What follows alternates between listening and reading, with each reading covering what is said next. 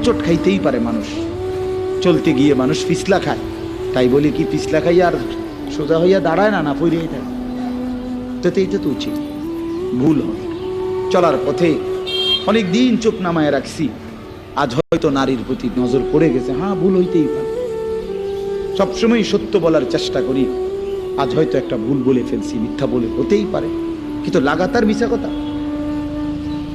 বুঝছেন আমার কথাটা? প্রত্যেক দিন মিশা কথা, প্রতিদিন বুঝি মানুষের সুদ খায়, প্রতিদিন বুঝি ওজনে কম দেয়, প্রতিদিন বুঝি কাস্টমারের ঠকা। এটা কি মুসলমান?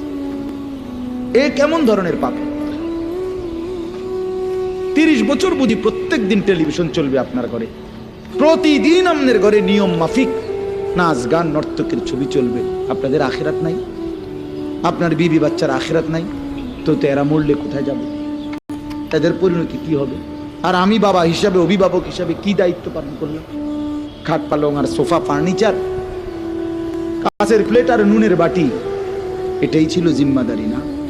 একজন মুসলমানের দায়িত্ব তার স্ত্রী সন্তানের জন্য এই শুধু খাট পালং আর সোফা ফার্নিচার ব্যবস্থা করা, এই তো না? বলেন না বাবা, বলেন তো কি দায়িত্ব ছিল? কোরআন শরীফে আছে, ওয়া'মুর আহলাকা বিস-সালাহ ওয়াসতাবির আলাইহা।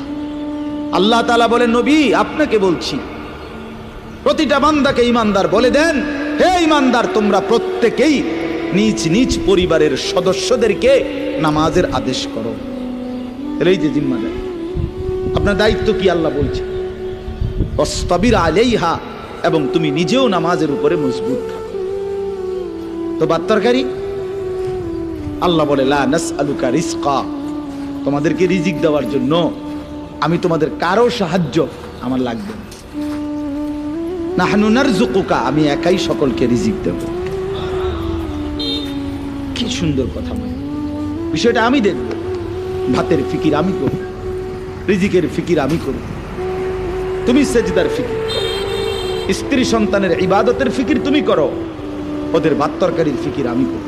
ওমা কুন্না আনিল খালকি গাফিলিন, আল্লাহ বলে, বান্দা আমি আমার একটা সৃষ্টির ব্যাপারে 1 সেকেন্ডের জন্য গাফিল নই। সাতবক জমিনের নিচে যেই পিঁপড়া হাঁটে, 7 আসমানের উপরে যেই ফেরেশতা হাঁটে, আমি দুইটাকেই সমান নজরে দেখি, একই মুহূর্তে দেখি, একই মুহূর্তে দেখি। হিমালয়ের চূড়ায় আমি যখন আমার সৃষ্টি মাখলুকের রিজিক পৌঁছাই, আটলান্টিক মহাসাগরের গভীরেও তখনই রিজিক পৌঁছায়।